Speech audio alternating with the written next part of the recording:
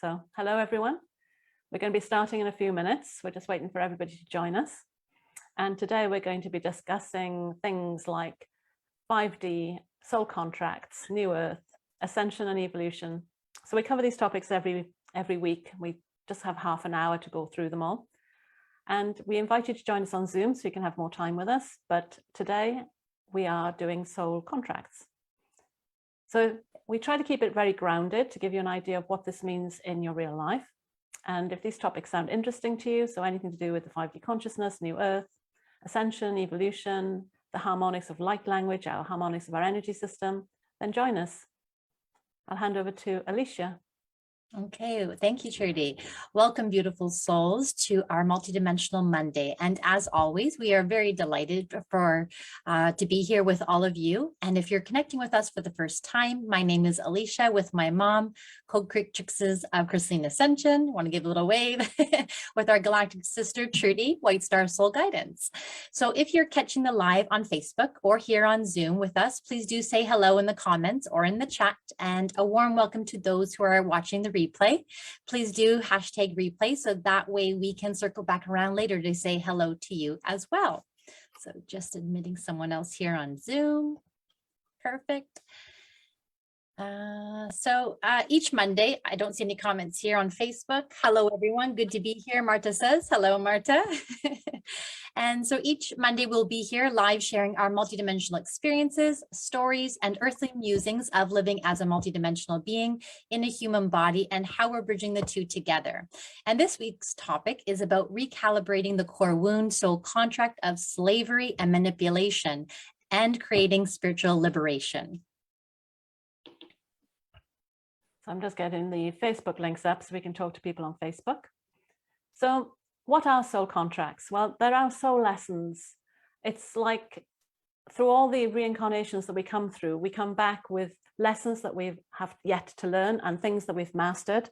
And these become the kind of the infrastructure of our lives. It's what we've agreed that we are willing to learn as well, just for us to know that it's not always managed on or forced on us. These are things that we're willing to learn ourselves. So I've got pop-up boxes over all the wrong places right now. So that's really helpful for soul contracts. So from the work we were doing together, we were finding that our core wounds were actually related to our soul missions or previous soul missions that we hadn't quite resolved or learned the lesson of properly. So as more New Earth consciousness is coming through, what we're discovering is that it's actually easier for us to get to the soul wounds and the core wounds and the soul contracts. So I didn't realize that our nervous system was so important in all of these new upgrades that we've been getting. But I think it's like when we came to Earth, we didn't realize as our mission that our bodies were going to need extra help and extra protection in order for us to be able to do the mission we were at. And what we're finding now as we get a new consciousness coming through, that we're actually able to perhaps go back and renegotiate our mission in terms of, hey, did you know that being on Earth is actually quite tough? We have a nervous system that actually is quite sensitive and we have needs like money and things that we need to survive, and actually asking for help on those things so we can actually achieve more on our soul missions. Basically, we can finally get to working on them in a new way. And what we've noticed is that there's been this huge shift from our soul mission being aimed at fighting for what we don't want and shifting into building what we do want. So that's going to allow us to almost like rewrite our soul contracts right now. And it was a really weird moment. It was kind of like a very unceremonious announcement that, right, that's done, that's finished, it's off, get on with your next mission and start doing the building. And I just remember thinking, well, that was a bit strange. It wasn't like any announcement that gave you a well done, tap on the back, this is what you've been doing and now we're changing.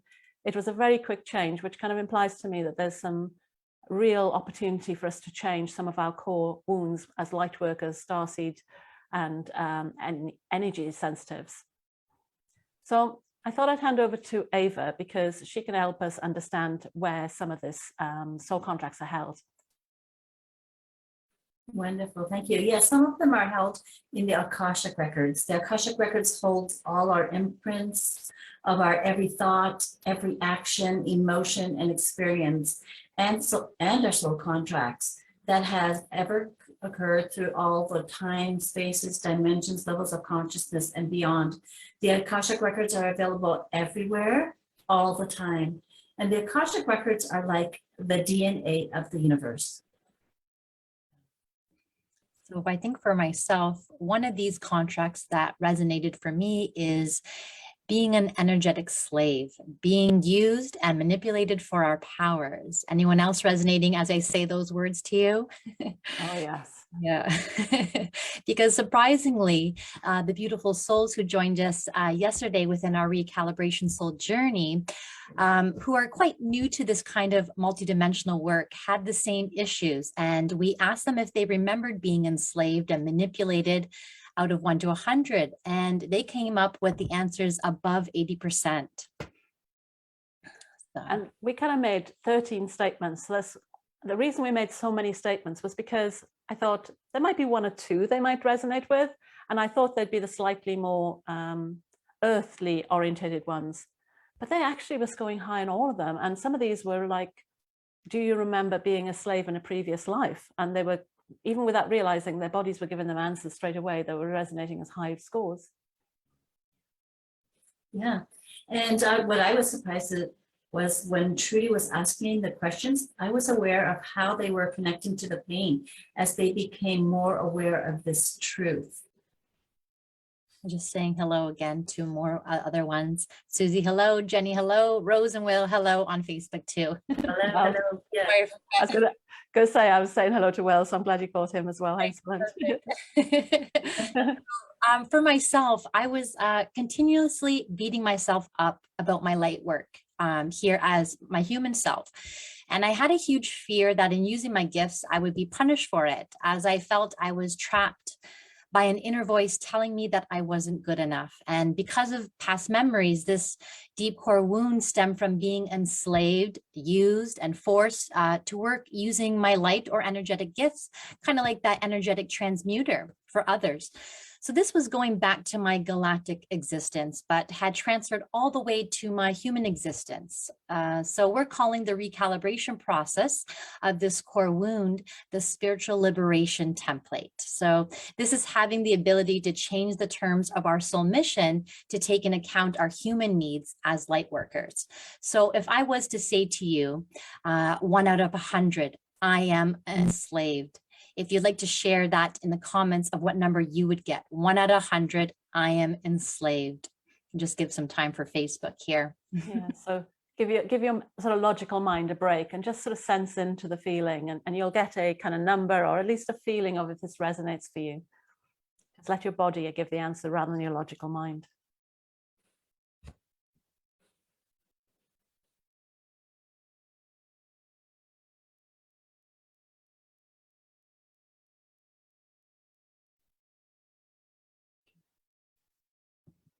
Feel free to type the messages, the answers into the comments so we can see our answers. So I know Facebook's going to take a few moments to give us replies.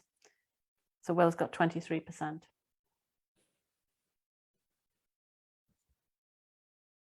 Have we got any on coming up on Zoom? Nothing yet. Cool. So while you're all answering that, I'll explain what it showed up for me as what my soul contract was.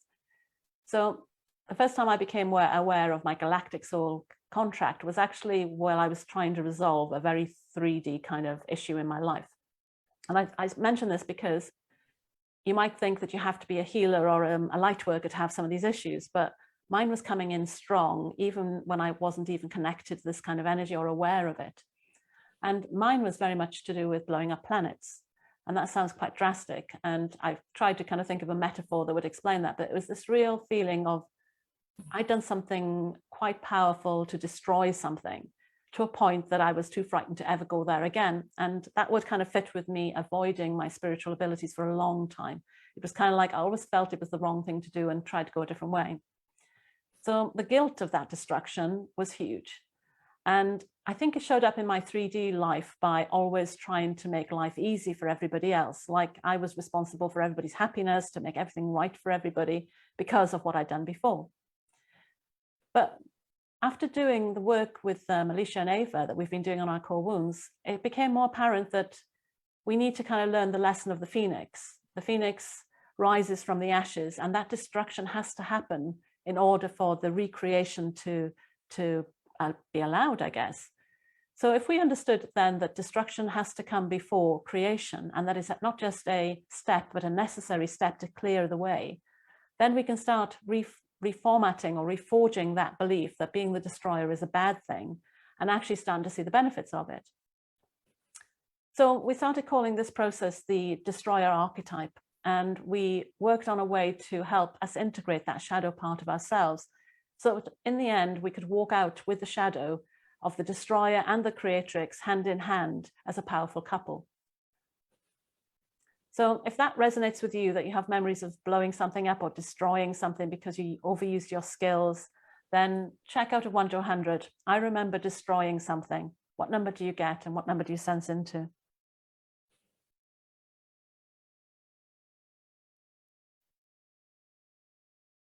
Being a slave, Susie had received 60%. Marta said, mine has gone down since our session yesterday. Jenny said, same here. So that was just on the other one, being enslaved. Rose is saying she's got too much happening energetically. We'll have to explain what that means, I think. Let us know what that shows up for you.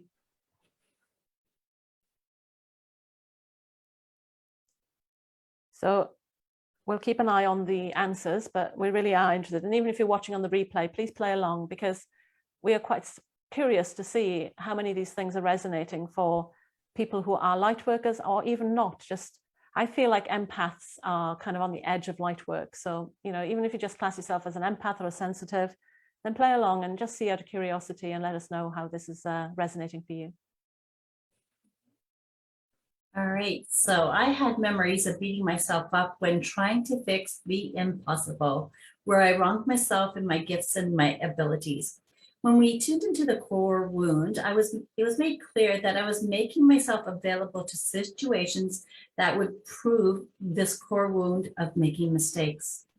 Making mistakes made me feel invaluable and incapable as a human and light worker. And I would pull away actually from stepping into the depths of what I might be actually capable of in my light working. But like the saying says, every failure is a lesson.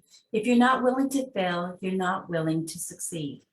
So we created a process to integrate the mistake maker archetype as an enabler of success. So if I was to say 1 out of 100, I remember doing something wrong, what number would you get? So again, this is something wrong on a large scale, not just a little mistake, but something that's got you so scared of taking risks, of making changes, getting the decisions wrong, anything that kind of resonates into that.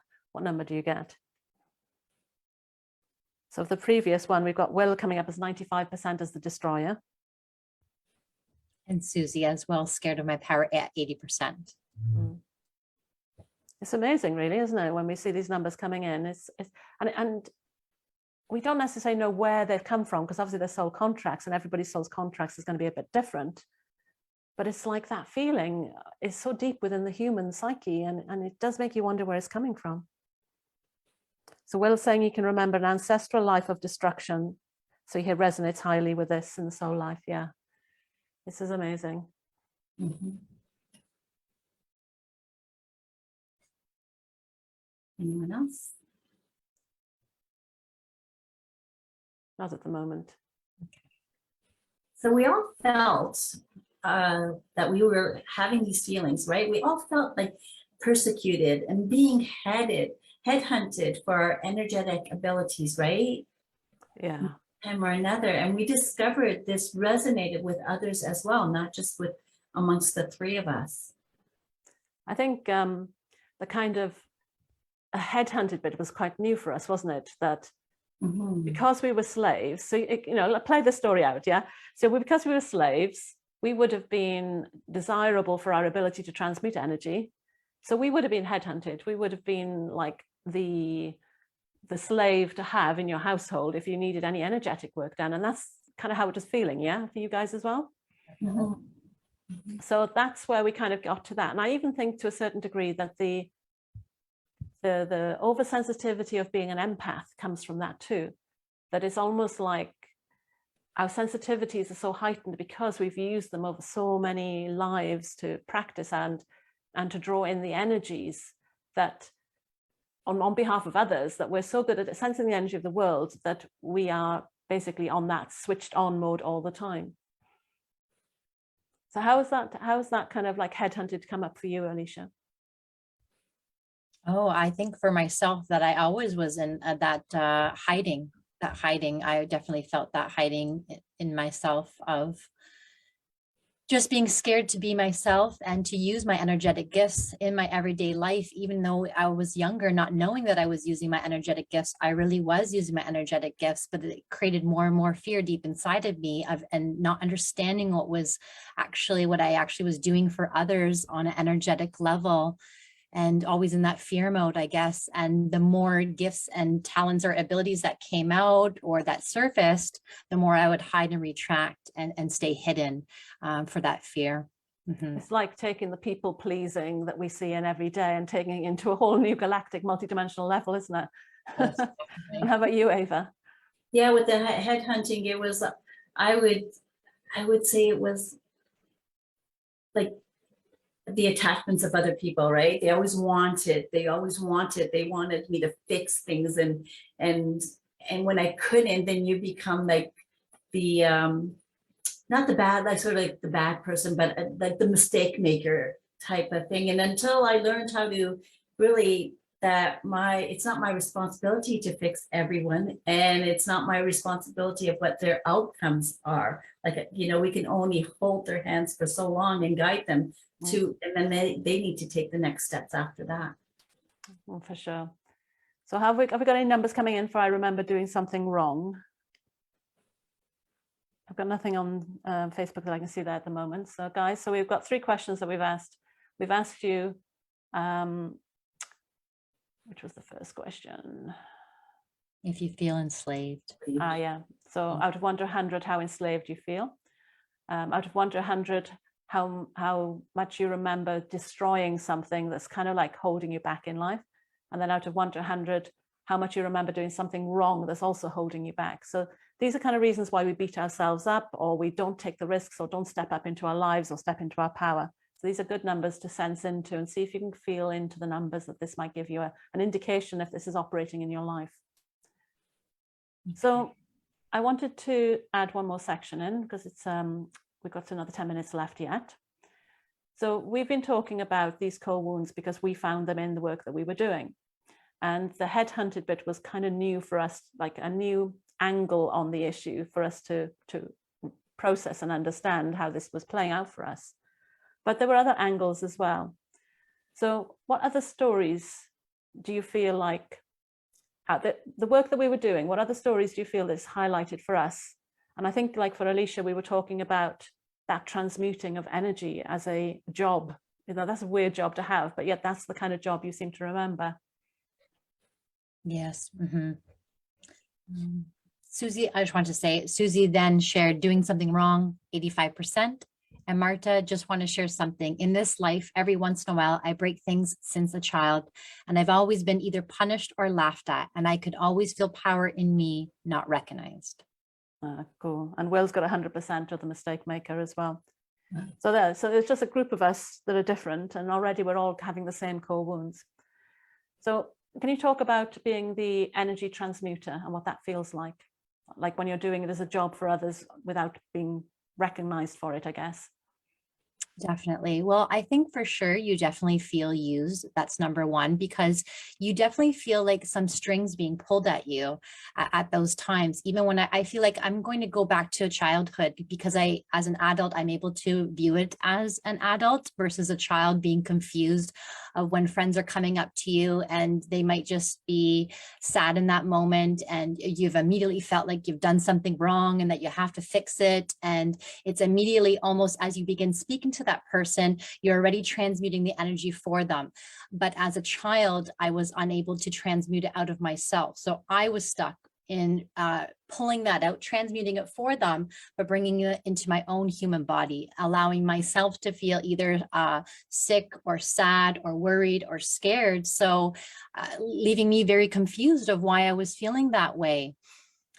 So it wasn't until many years, even into early adulthood, where I actually realized what I was doing and what it actually felt like. So I'm able to tune more into myself of now when someone's trying to tug at my energy, keeping my energy in versus just allowing them to use my energetic, even just by me speaking to them or replying in a message or anything like that. They're already tuning into that ability to transmute it for them and without me even knowing. So now it's very more of a conscious effort to know when it is right and when it is not. So how many others resonate with that? Because that is like the light workers' biggest wound, isn't it? That we're always on healing mode. We're always working, even when we don't realize we are. Even when we're sleeping, we're healing other people. When people come into our space, they leave feeling better, but not because of an accident, but because we're always in this enslaved mode of working as a light worker, I guess. Yes. So anybody else in the comments want to share if they feel like this as well? And then I'll ask Ava to start her story on the same. Jenny, really resonate with that. This was me as a child. Susie says resonating 100%. Yeah, cool. So Ava, do you have a similar story of how your kind of your natural healing abilities were being used and abused?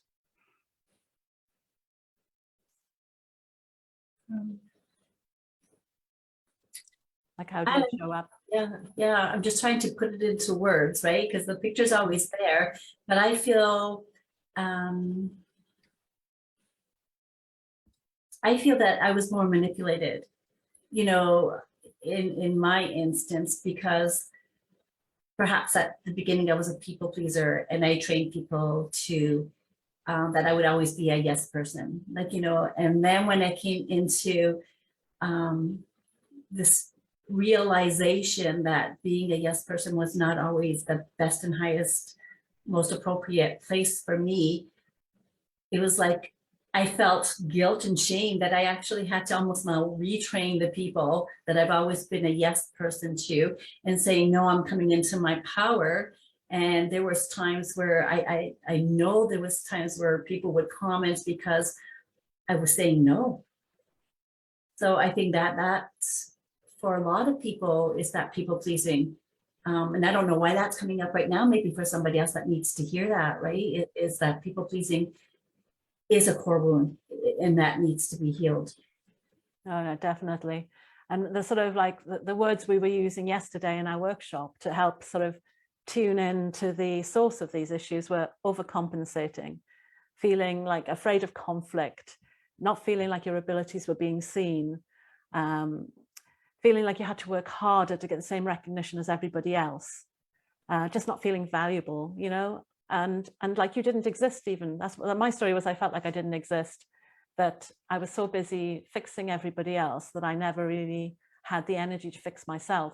And it wasn't that I wasn't fixing myself, because I was still doing that, but we're talking now on an energetic level, not on a practical level. Practically, I was doing everything I was supposed to do, but this was the way my energy system and nervous system were working, which is different from how we logically think we're looking after ourselves. And the way our energy system is all shifting at the moment anyway, now with the new consciousness waves, our chakra system, everything's shifting and changing. And yesterday, somebody said that it looked like their chakra system had morphed into the cosmos with the stars and the connections between them, which is beautiful. Mm-hmm. And I think it's about learning about our energy systems as much as learning about our self-care steps and learning what our energy system needs. And the nervous system for me is at the core of all that. And I feel that this in slavery, embedded in each of us, this ability to leave our nervous system in permanent and like fixed fight or flight. Even if we had nothing in this lifetime that made sense to have that feeling all the time, this was something that came down through generations, because, you know, we know that information gets passed down through the genetics. Well, nervous disposition also gets passed down. And this goes right back to our cosmic kind of side of things, being passed all the way down, so that we always feel in fight or flight, and we always feel in fear of our lives.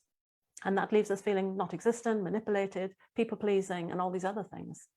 So I think that's a quite interesting kind of revelation when you get back to it at that point. So do you guys have any other kind of variations on that you want to share, or do you think we've covered them all? I think for today, yeah. So yesterday in our workshop, when we went through all of these, they all registered, as we mentioned, in high numbers for the souls that were joining us on this journey. And this was a real soul journey through multiple dimensions and time, going right back to this. The definition of our intention was to go right back to the source of this issue, whatever planet, time, wherever that was going to be, that was where we were going to start. And to bring the kind of, to examine what was working for us or not working for us in this kind of slavery mode. And there were so many systems that had been turned off. So by the time we turned them back on, by the time we integrated the destroyer and the mistake-making archetypes as the shadows and saw the benefit of that, we noticed then that the numbers that for the tests all suddenly went down into the low 20s and most of them in single digits. So that to us then showed that we were onto something in the processes that we've been working with. And we were kind of excited by that. So how did you feel when you saw those numbers, Alicia? Oh, that felt so good. That was that spiritual liberation feeling. And that's why we labeled that as that template. Definitely feeling excited and really happy for each and every soul that participated in this, because this is what we truly want for others, you know, to feel that as much as once we go walk ourselves through that process, that's why we're giving it out to others, you know, we want that same feeling for them. So yeah. Yes, excellent. And you, Ava? Yeah, I felt like yesterday was a day of many celebrations and such quick, like the transformation and the shifting just occurred so quickly that, like I said, at the end of that, I just felt like popping the champagne bottle and just spraying it all over everybody. Yeah, like we had the age to clap. It's like, why do I want to clap? But that's the kind of energy we felt at the end, like champagne and clapping is like, this was like a true, like graduating out of our spiritual lessons into something new feeling. It was quite amazing. Mm-hmm. Excellent. So how does this all resonate with you guys today? So is there anything here as your takeaways that you want to share back with us? And Jenny was sharing, that's what I'm going through right now. Boundaries and saying no. Marta says, absolutely, Eva, agree. And Jenny, and people around me are shocked as not used to it. From before. Well, that's it. Bring in those cosmic dragons. We need them to help us hold on to our boundaries for sure.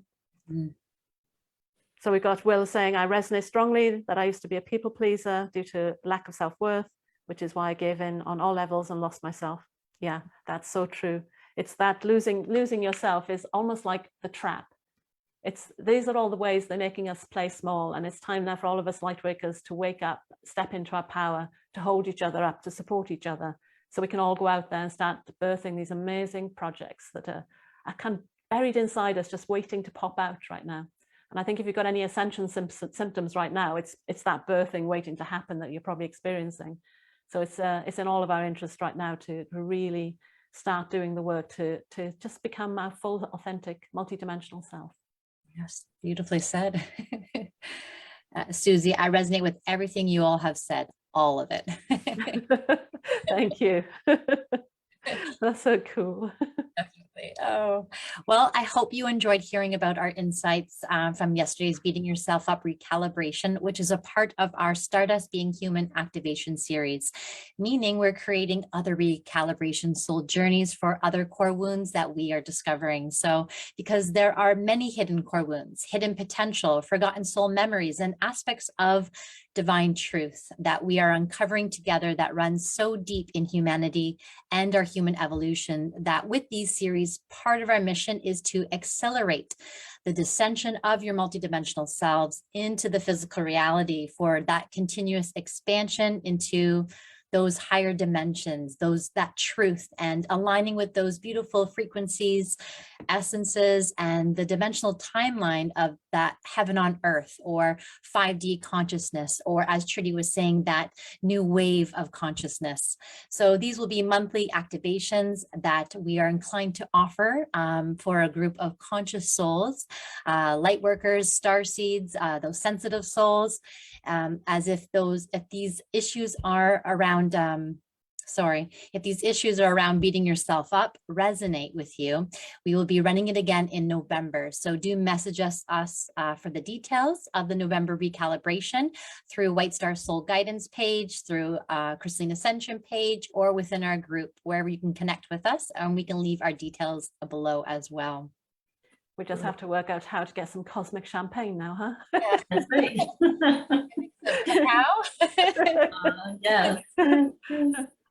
All right. So thank you for sharing your time with us. If there's anything you would enjoy us to speak about, please put that in the chat as well. We hope you are starting to see all your multidimensional aspects too. And we invite you to keep joining us every Monday here through the Facebook Live, or come and join us on Zoom, as after we close the Facebook Live, we stay on for a bit on the Zoom and answer any further questions or insights, as it is our intention that through our sharings, you will discover your unique frequency and how valuable that truly is. And until then, we would love to continue our conversations with you in our collaborate Facebook group called Higher Consciousness Living, Stepping Boldly into the Unknown, which we will leave the link below. Thank you, guys.